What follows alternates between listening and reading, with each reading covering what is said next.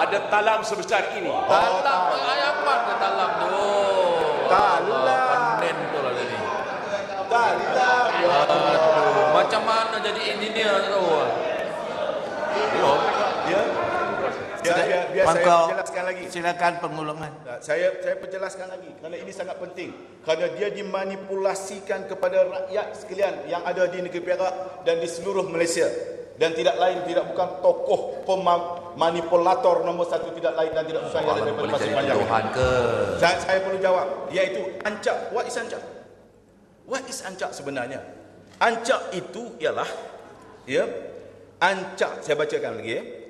Pergi tengok dekat dalam Wikipedia. Ya. Ancak atau acak sebarang jenis persembahan kepada makhluk halus dalam kebudayaan Melayu.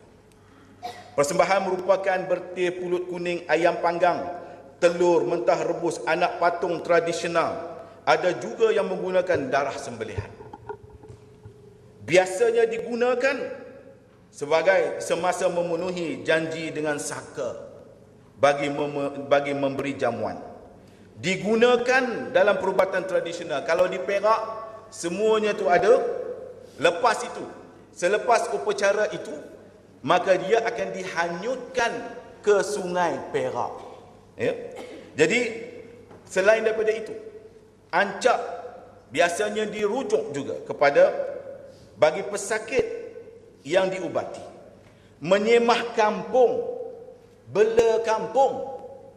Ini yang dinamakan ancak.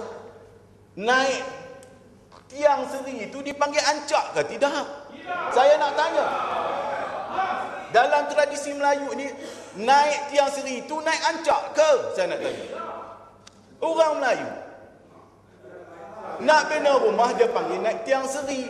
Dia tak panggil naik ancak, wahai Pasir Panjang. Dia bukan Melayu, sebab itu dia tak faham. Pangko, Pangko tak payah tengking-tengking mau minum wong lokat. Ya. Ya.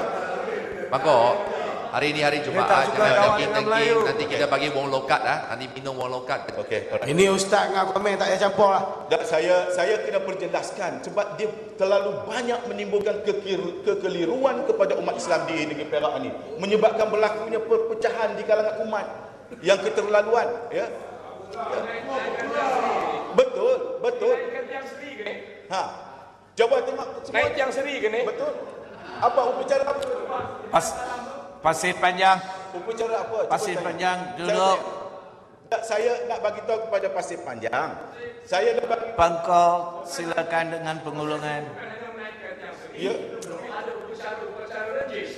Upacara betul. Pasir Panjang. Betul. Saya tidak Pasir nafikan. Panjang, duduk. Upacara menaik tiang seri itu dalam adat istiadat Melayu ialah diikuti dengan apa? Kahwin pun ada renjis. Lepas Betul speaker. lepas renjihnya dia panggil apa? Betul speaker.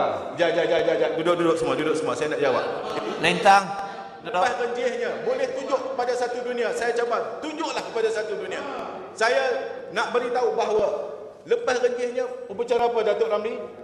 Berdoa. Yang mendoakannya siapa? Imam masjidnya. Apakah ada upacara-upacara umpamanya jampi sekapahnya yang dengan anak patungnya, dengan tulung meltahnya? Apakah ada segala-gala macam ni? Kemudian adakah ada upacara khas yang membawa ancak-ancak ini, yang dikatakan ancak ini, sampai ke Sungai Perak kita?